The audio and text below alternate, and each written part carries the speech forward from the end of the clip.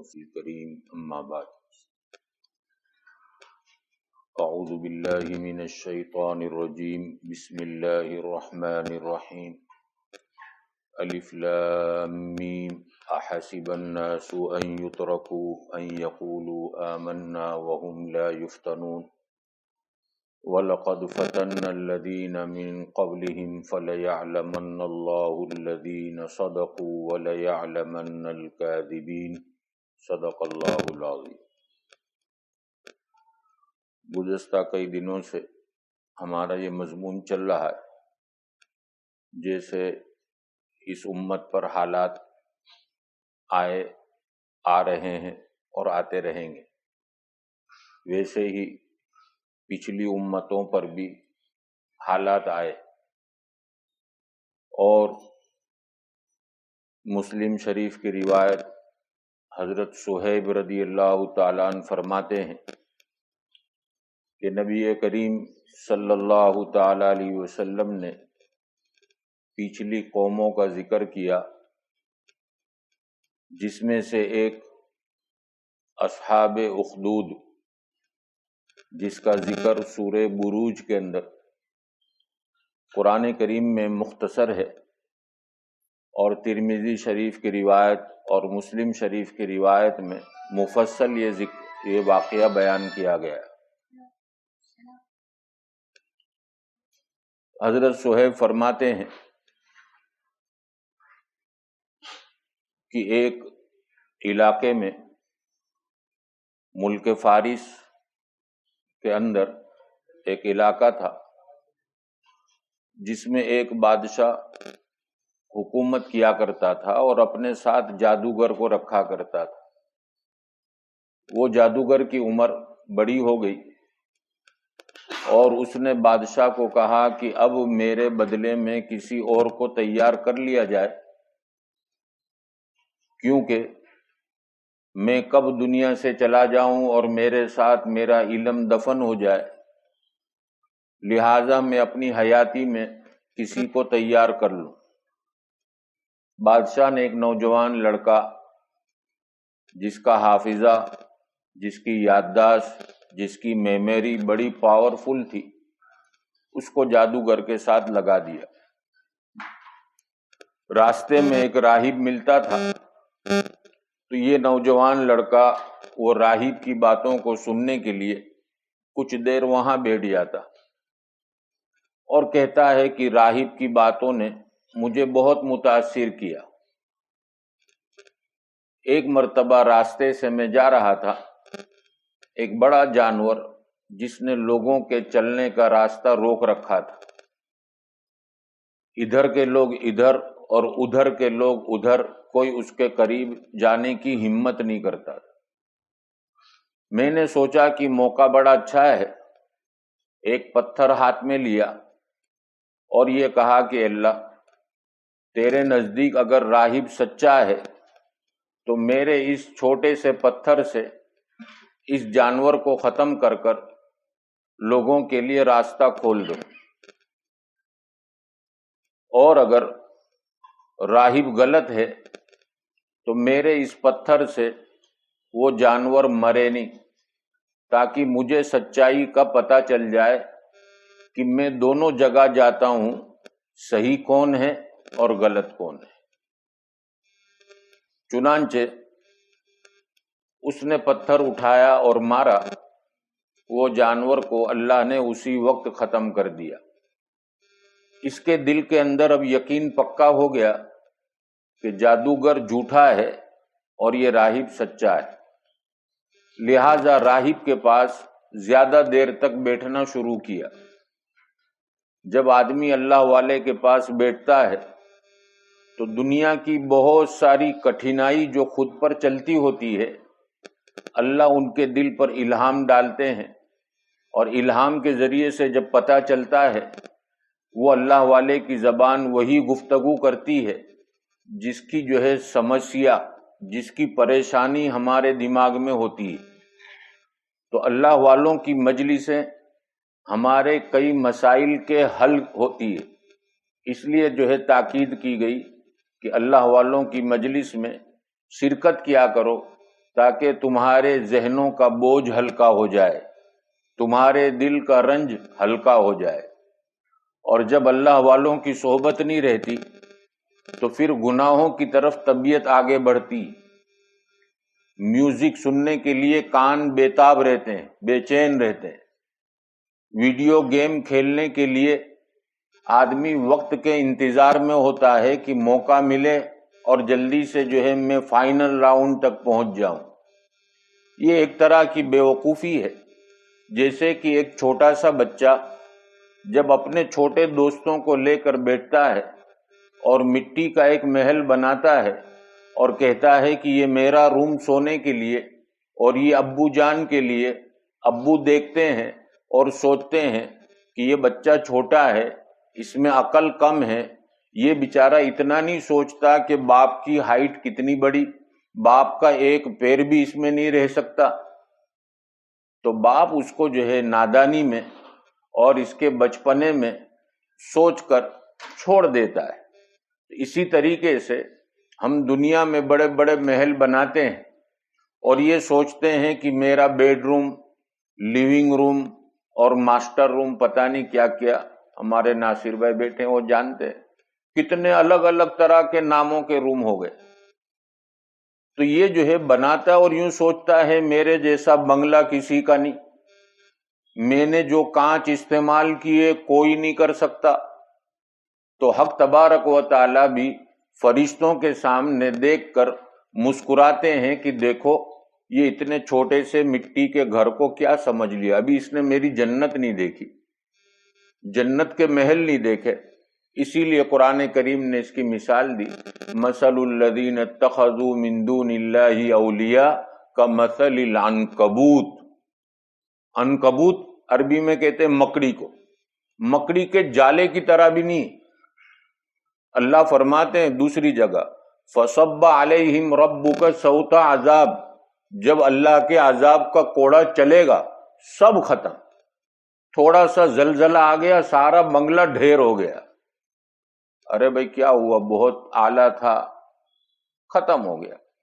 تو جس طرح سے ہم بچے کی نادانی پر ہنستے ہیں، حق تبارک و تعالی ہماری نادانی کو دیکھ کر فرشتوں کے سامنے کبھی مسکراتے ہوں گے اور کہتے ہوں گے کہ دیکھو یہ ہمیشہ تو رہنے والا نہیں، اس کا پلاننگ کتنا بڑا کہ 100 سال تک اس میں دراڑ نہیں پڑے، اس کا کلر اتنے برسوں تک چلے، حالانکہ آنے والے سال ہم نے اس کا نام مردوں کی فہرست میں لکھ رکھا ہے۔ تو خیر، جب طبیعت گناہوں کی طرف آگے بڑھتی، قرآن کریم کی تلاوت میں مزہ نہیں آتا، نمازوں میں جی نہیں لگتا، دعاؤں میں جو ہے لذت نہیں آتی، مسجد کے اندر بیٹھنے میں مزہ نہیں آتا، بس انتظار میں رہتا ہے، کوئی ابا کے پریشر میں، کوئی جو ہے گھر والوں کے پریشر میں، کوئی جو ہے دوستوں کے پریشر میں بیٹھا ہوا ہے اور سوچتا ہے کہ جلدی سے جو ہے چھٹکارا ملے، باہر اوٹا پکڑ لو، اس کو اوٹے پر مزہ آ رہی ہے۔ میرے پیارے عزیز دوستوں اور بزرگوں، مسجد جو ہے یہ ایمان والوں کی جان ہے۔ اللہ والے فرماتے ہیں جیسے مچھلی کو پانی سے باہر نکالا جائے تو وہ تڑپنے لگتی ہے، ایسے ہی ایمان والے کو جب مسجد سے باہر نکالا جائے تو اس کی روح بھی تڑپنے لگتی۔ تو خیر، اب گناہوں کی طرف آگے بڑھا، موبائل واٹس ایپ ذرا ٹیٹ ٹیٹ ہوا، فوراً نکالا، دیکھا کیا ہے، اس کا اہتمام کتنا جی، اتنا نمازوں کا بھی اہتمام نہیں، سجدے تلاوت باقی رہ گئے، جو واجب ہے جس کا ادا کرنا اس کی ادائیگی کا اتنا اہتمام نہیں، بعد میں کر لوں گا، چھوڑ دیتے۔ تو واجب چھوڑنے کا گناہ ہے۔ تو خیر، جب اللہ والوں کی صحبت چھوٹی، گناہ کی طرف طبیعت آگے بڑھی، تو پھر اللہ 8 مصیبتیں ڈال دیتے۔ جو گزشتہ کل میں نے دعا پڑھی اس کے اندر جو ہے 8 مصیبتوں کا ذکر ہے کہ جب بندہ اللہ کا فرما بردار بنتا ہے تو اللہ رب العزت یہ 8 مصیبتوں سے اس کو نجات دیتے۔ اللہم انی اعوذ بک من الہم پہلی مصیبت ہم کس کو کہتے ہیں؟ اب اس کے ترجمے جو ہے عربی کی نزاکت والوں نے الگ الگ کیے. کسی نے کہا کہ دنیاوی جو افکار ہوتے ہیں اس کو ہم سے تعبیر کیا جاتا ہے، اور آخرت کے جو افکار ہوتے ہیں اس کو حزن سے تعبیر کیا جاتا ہے. لیکن ایک اور آسان ترجمہ یہ ہے کہ اللہ ذہنی فکروں میں ڈال دیتے، ہمیشہ ٹینشن، سوچ بچار، اب کیا ہوگا، ڈپریشن کا پیشنٹ بن گیا. تو پہلی مصیبت گناہ کی وجہ سے جو آتی ہے وہ ہم، فکروں کی پریشانی. اللہم انی اعوذ بک من الہم والحزن. اور دوسری مصیبت دل کا رنجیدہ ہونا، دل کا غمگین ہونا. بہتر سے بہتر غذا سامنے پڑی ہوئی ہے لیکن اندر جی جل رہا ہے. گھر والے کہتے ہیں کیا ہوا، 2 لقمے ہی کھائے، کہ بس میرا جی جلا کرتا ہے، آج تو کچھ بھی اچھا نہیں لگتا. وَأَعُوذُ بِكَ مِنَ الْعَجْزِ. عجز کہتے ہیں کمزوری کو. آدمی جو ہے ہٹا کٹا ہے، 2 رکعت نہیں پوری صلاۃ التسبیح پڑھ سکتا ہے، لیکن کیا کہتا ہے، نہیں آج بدن تھکا ہوا ہے، کمر میں درد ہے، ہاتھوں پیروں میں درد ہو رہا ہے. والکسل. چوتھی جو ہے مصیبت اللہ ڈالتے ہیں سستی. اللہ والے جو ہے آج جو ہے ہم سوچتے ہیں کہ بھئی اشراق کی نماز، فجر کی نماز کے 1-1.5 گھنٹے کے بعد اتنا جاگنا تو مشکل. اب تو لوگ فجر کی نماز رمضان میں ایسی مسجد تلاش کرتے ہیں جہاں مختصر نماز ہوتی ہو، اور پھر کہتے ہیں مولانا ذرا اجالا ہو جاتا ہے تو نیند نہیں آتی، اس لیے بھاگتے ہیں فوراً. والکسل، سستی. یہ بھی اللہ کی طرف سے جو ہے ایک مصیبت، سستی. اور قرآن کریم میں دوسری جگہوں پر یہ سستی جو ہے منافقوں کی علامت بھی بتلائی گئی. الذین هم فی صلاتهم ارأیت الذی یکذب بالدین فذلک الذی یدعو الیتیم ولا یحض علی طعام المسکین فویل للمصلین الذین هم فی صلاتهم ساہون. غفلت کے ساتھ رہتے ہیں نماز. تو یہ بھی اللہ کی طرف سے بھیجی ہوئی ایک مصیبت. تو اس سے بھی پناہ مانگنے کا یہ دعا کے اندر میرے نبی نے بتلایا. وَأَعُوذُ بِكَ مِنَ الْعَجْزِ وَالْكَسْلِ وَأَعُوذُ بِكَ مِنَ الْبُخْلِ وَالْجُبْنِ. اور پھر اللہ جو ہے 7ویں مصیبت میں ڈالتے ہیں اس کو بزدلی والی. رینگ بجی تو کہتے ہیں مولانا بالکل دھڑکن اتنی تیز ہو جاتی ہے، ڈر لگتا ہے، حالانکہ جانتا ہوں کچھ بھی نہیں. کسی نے ڈور بیل بجائی تو بھی دھڑکن تیز ہو جاتی ہے، کوئی نے دروازہ زور سے کھٹکھٹایا تو بھی دھڑکن تیز ہو جاتی ہے، اور کبھی کسی بچے کے چلانے کی آواز آتی ہے تو بھی دھڑکن تیز ہو جاتی ہے کہ کوئی گرا تو نہیں. تو یہ بھی اللہ کی طرف سے ایک مصیبت. وَأَعُوذُ بِكَ مِنْ غَلَبَةِ الدَّيْنِ. اور 7ویں مصیبت اللہ یہ ڈالتے ہیں کہ قرضے کے بوجھ کے تلے اس کو دبا دیتے ہیں، قرض سے باہر ہی نہیں نکل سکتے. قرض جو ہے دوسری روایت میں یہ دعا کے اندر من ضلع الدین. ضل کہتے ہیں قرضے کا مسلط ہو جانا. جیسے ایک دشمن مسلط ہوتا ہے، اسی طریقے سے ایک قرضہ مسلط ہو گیا کہ اب جو ہے نہ راتوں کو نیند آتی ہے نہ دن کو چین پڑتا ہے، اور کبھی کبھی سوچتا ہے کہ اتنا سارا قرضہ کیسے ادا ہوگا. تو یہ بھی گناہ کی ایک نحوست ہے. وقہر الرجال.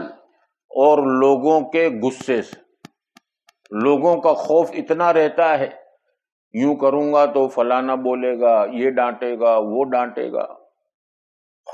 تو یہ 8 جو ہے مصیبتیں، 8 پریشانیاں ایک گناہ کی وجہ سے ایمان والے پر آتی.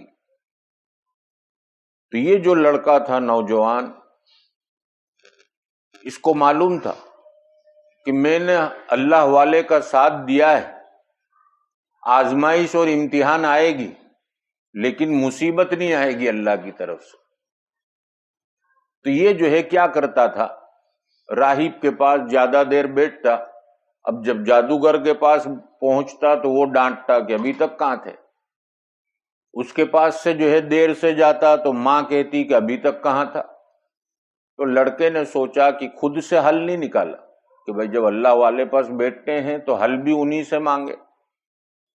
تو وہ اللہ والے سے، راہب سے، نوجوان نے پوچھا کیا کروں، میں تو دونوں طرف سے مرا ہوا ہوں، وہاں وہ ڈانٹتا ہے یہاں گھر والے ڈانٹتے ہیں۔ تو اللہ والے نے ایک تدبیر بتلائی کہ جب جادوگر پوچھے لیٹ ہوا تو کہنا گھر سے لیٹ چلا تھا،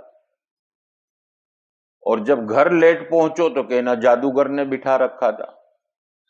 میرا نام کہیں مت لینا، اس لیے کہ حکمت کا تقاضا ہے، دشمن جو ہے بادشاہ کے میرے پیچھے پڑ جائیں گے اور میری جان کے لالے پڑ جائیں گے۔ اور وہ راہب نے ایک بات اور کی کہ بیٹا تم تو مجھ سے زیادہ ترقی پر مختصر وقت میں آ گئے، اب یہ اتنے اعلیٰ پوسٹ پر آئے ہو تو اللہ کی طرف سے آزمائش بھی ہوگی۔ جیسے دنیا میں اگر کسی کو ہم کوئی کام سپرد کرتے ہیں تو اس کو آزماتے بھی ہیں کہ بھئی یہ کیسا ہے، کر سکے گا ایسا ہے یا خالی جو ہے بڑی بڑی باتیں کیا ہے، ہم دیکھتے ہیں اس کو۔ تو حق تبارک و تعالیٰ بھی اب تجھے آزمائیں گے، اور بیٹا گھبرانا مت، اور میرا نام مہربانی کر کے کبھی تو پکڑا بھی جائے تو میرا نام مت لینا۔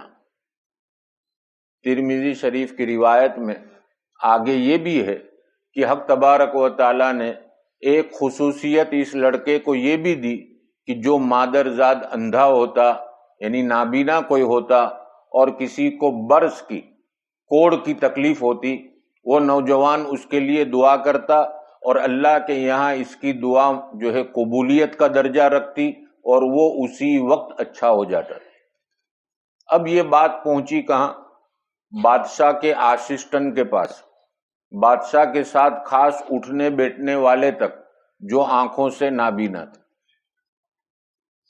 جب اس کو پتا چلا تو وہ بہت سارے ہدیے لے کر یہ نوجوان کے پاس آیا اور کہا کہ بھائی مجھے پتا چلا تمہارے پاس ایک عمل ہے کہ جس سے تم جو ہے نابینا کی آنکھیں واپس آ جاتی ہے، ایسا کوئی عمل تم کرتے ہو؟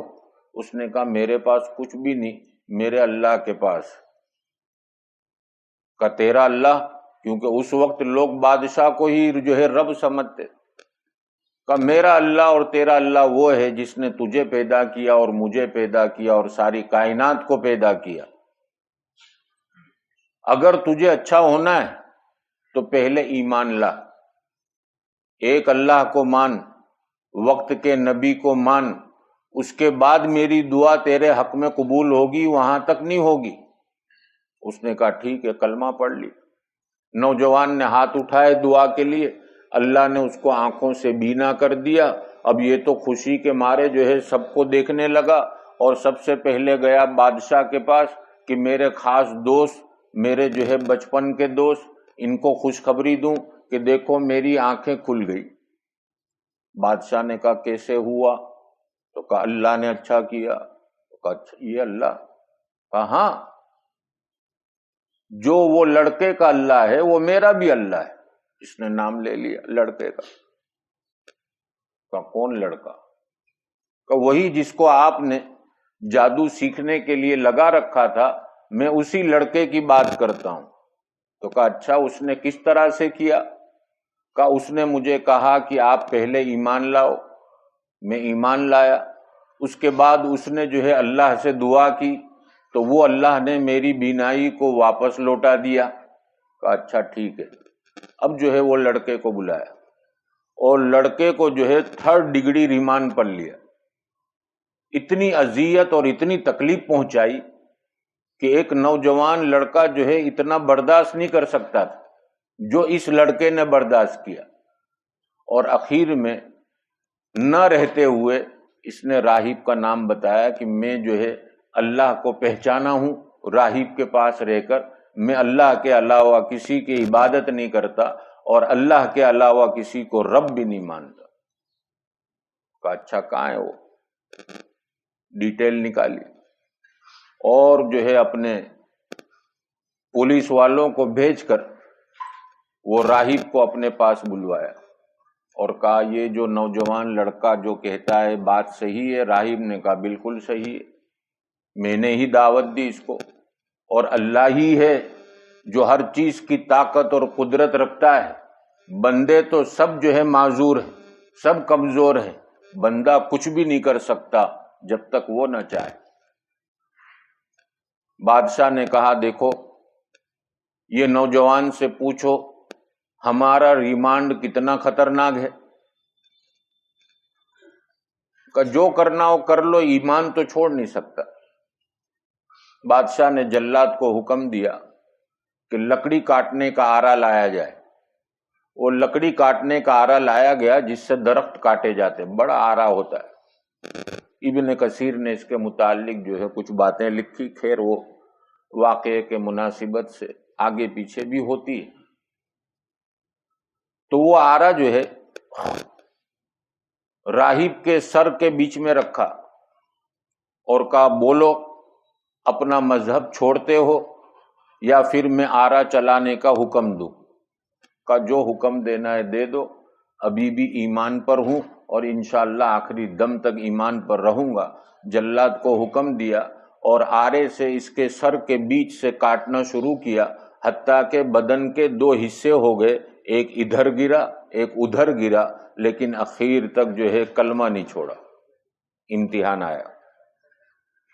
اب بادشاہ کا جو اسسٹنٹ تھا، بادشاہ نے کہا دیکھا تمہارے مین استاد ان کا یہ حال ہوا، اب تمہارا کرنے جا رہا ہوں، مذہب چھوڑتے ہو؟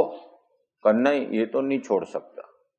جلاد کو کہا اس کے بھی سر پر آرا رکھو اور جو ہے کاٹنا شروع کرو۔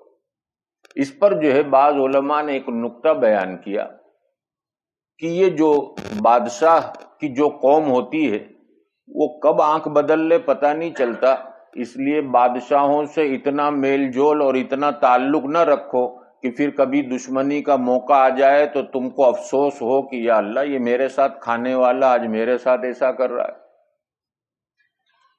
تو جیسے ہمارے بڑے بڈھے کہتے ہیں ان کی دوستی بھی نہیں اچھی اور دشمنی بھی نہیں اچھی، درمیانی چال۔ تو بادشاہ کے وہ اسسٹنٹ کے سر پر آرا رکھا گیا اور جلاد کو حکم دیا کہ شروع کرو۔ پورے بدن پر آرا چلا۔ ہم اندازہ لگائیں ایک معمولی سی چھری اگر کبھی جو ہے بدن پر کہیں لگ جاتی، ہمارا جو ہے پورا بدن اس کے لیے بے چین ہو جاتا ہے۔ عورتیں جو پیاز وغیرہ کاٹتی ہیں، کبھی ان کی انگلی کٹ جاتی ہے، وہ پورا دن جو ہے انگلی کے اوپر پٹا باندھے رکھتی ہے اور کہتی ہے کہ پک نہ جاوے تو اچھا ہے، اور کبھی کبھی یہ انگلی جو ہے رات کو سونے بھی نہیں دیتی، نیند بھی نہیں آ سکتی، اتنا درد صرف معمولی سے کٹنے پر۔ اب یہاں تو پورا آرا چل رہا ہے، کتنی تکلیف ہوئی ہوگی اور کتنا برداشت کیا ہوگا اور ایمان کتنا اندر تک اترا ہوا ہوگا کہ آخری دم تک ایمان چھوڑنے کے لیے تیار نہیں ہوئے۔ خیر اس کا بھی بدن پورا کاٹ دیا گیا، بدن پورا دونوں حصے الگ الگ ہو گئے۔ اب جو ہے بادشاہ نے سوچا کہ یہ لڑکے کو اس طرح سے نہیں مارنا، اس کو اس طرح سے مارنا ہے کہ رہتی دنیا تک لوگوں کے لیے عبرت کا سامان ہو جائے۔ لہذا اس نے جو ہے اپنے نوجوانوں کو تیار کیا اور کہا کہ وہ فلانا پہاڑ جو بہت اونچا ہے، بالکل اوپر جا کر اس کو مذہب چھوڑنے کی تلقین کرو، اگر مذہب چھوڑ دیتا ہے تو واپس لے کر آنا، اور اگر مذہب نہیں چھوڑتا تو اوپر سے دھکا مار کر پھینک دینا کہ اس کی جو ہے بدن بھی کسی کے ہاتھ نہ لگے۔ وہ لے کر چلے۔ نوجوان کے دل پر اللہ نے ڈال دیا کہ یہ ان کی نیتیں خراب ہے، اور جب اس کو جو ہے دین سے ہٹنے کی بات کہی گئی تو وہ نوجوان کہنے لگا اللہم اکفنیہم بما شئت، اے اللہ یہ جو برائی کا ارادہ کر کر آئے ہیں تو میری طرف سے ان کو کافی ہو جا جس طرح چاہے۔ تو راوی کا بیان ہے کہ نوجوان کی زبان سے یہ الفاظ دعا کے نکلے اور پہاڑ کے اوپر زلزلہ آ گیا۔ زلزلہ آیا تو وہ پوری کے پوری ٹیم تو نیچے گئی اور اللہ نے اس کو بچا لیا۔ یہ نوجوان جو ہے پھر سے چلتا ہوا نیچے اترا اور بادشاہ کے محل میں پہنچا۔ بادشاہ نے کہا یا اللہ یہ ریٹرن 1 لاکھ کہاں سے آیا بھائی، کیا ہوا؟ تو اللہم اکفنیہم بما شئت، اللہ جو ہے ان کی برائیوں کی طرف سے میرے لیے کافی ہو گیا جیسا چاہا۔ وہ لوگ اپنے انجام کو پہنچ گئے اور میرے اللہ نے مجھے بچا لیا۔ بادشاہ نے کہا اچھا، دوسری ٹیم تیار کی، کہا سمندر کی جہاں لہریں زیادہ اٹھتی ہوں، جہاں طوفانی جو ہے سمندر ہو، وہاں تک کشتی کو لے جاؤ اور بھنور آئے تو اس میں اس نوجوان کو الٹ کر ڈال دو۔ یہ سب لے کر چلے۔ سمندر کے اندر جو ہے ان کی کشتی چل رہی ہے اور جہاں تیز دھاریں آئی، نوجوانوں نے یہ نوجوان لڑکے کو اندر سمندر میں ڈالنے کی کوشش کی۔ اللہ نے اتنی کشتی پلٹ دیا، نوجوان کو اوپر اٹھا لیا اور وہ سب کو نیچے غرق کر دیا۔ یہ پھر سے کنارے پر آیا اور پھر چلتا چلتا بادشاہ کے محل میں آیا۔ بادشاہ نے کہا یا یہ بلا جاتی کیوں نہیں؟ کہ جس کو اللہ رکھے اس کو کون چکھے؟ اللہ نے رکھا ہے۔ کہ کیا ہوا؟ اللہم اکفنیہم بما شئت، میرا اللہ کافی ہو گیا ان کے لیے، ان کی برائیوں کو ختم کر دیا، ان کے دماغوں میں چلنے والی خطرناک تدبیروں کو اللہ نے ختم کر دیا۔ آج ایمان والے کو ضرورت ہے اپنے دل کے تعلق کو اللہ سے مضبوط کر لے، اللہ سے اتنی لو لگا لے کہ یہاں بندہ کہے اللہ اور جواب میں میرا رب کہے ہاں میرے بندے بول کیا کہتا ہے۔ یہ تعلق جوڑنے کے لیے اللہ نے یہ مہینہ دیا ہے۔ اب بڑے خوش نصیب ہیں جنہوں نے اس ماہ مبارک کو غنیمت سمجھا اور اپنا تعلق اللہ سے مضبوط کر لیا۔ جب اللہ سے تعلق مضبوط ہو گیا، آپ کو کوئی ستانے کا ارادہ کرے گا، آپ تک وہ پہنچے گا بھی نہیں، اس سے پہلے اللہ بدلہ لے لیں گے۔ آپ کو کوئی رنج اور غم پہنچانے کی کوشش کرے گا، اللہ پہلے ہی جو ہے آپ کی طرف سے کافی ہو جائے۔ تو اب جو ہے وہ نوجوان کو دیکھ کر بادشاہ کہنے لگا کیا ہوا؟ تو کہ وہ اندر گئے، میں باہر آ گیا، اللہ نے بچا لیا۔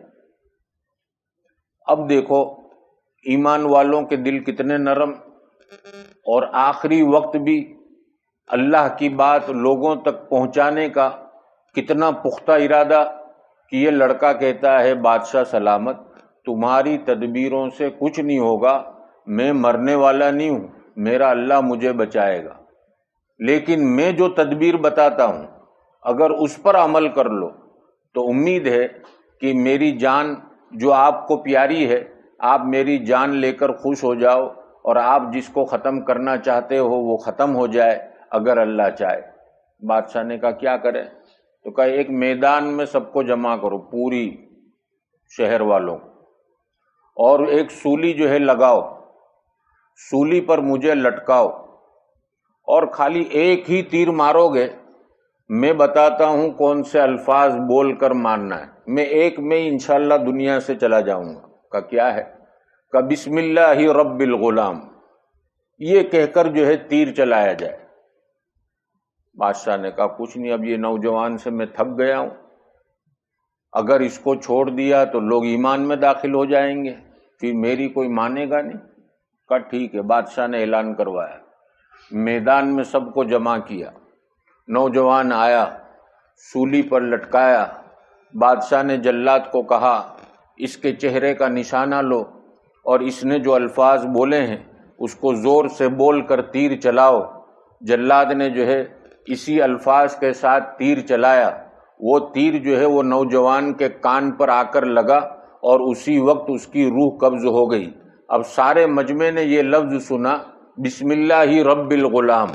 اب سارا کا سارا مجمع جیسے یہ تیر لگا اور وہ نوجوان کا انتقال ہوا، سب سمجھ گئے کہ ابھی تک بادشاہ کی تدبیریں ناکام رہی، اس کو مار نہیں سکی، یہ نوجوان کی تدبیر کام آئی، لگتا ہے کہ اس نے جس رب کو مانا ہے وہ رب سچا ہے۔ سارا کا سارا میدان بلند آواز سے یہ کہنے لگا، آمنا برب الغلام، ہم بھی یہ غلام کے رب پر ایمان لے آئے۔ جس کا ڈر تھا وہی ہو گیا۔ اب باقی انشاءاللہ آئندہ حق تبارک و تعالی مجھے ہم سب کو عمل کی توفیق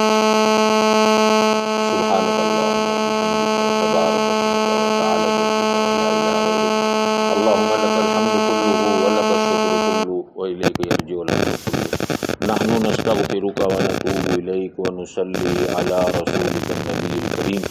اے اللہ ہم سب کے گناہوں کو معاف فرما دیجیے، ہمارے قصور اور کوتاہیوں کو درگزر فرما دیجیے، آپ کی مرضیات پر زیادہ سے زیادہ چلا کر آپ کی نامرضیات سے ہماری پوری حفاظت فرما لیجیے۔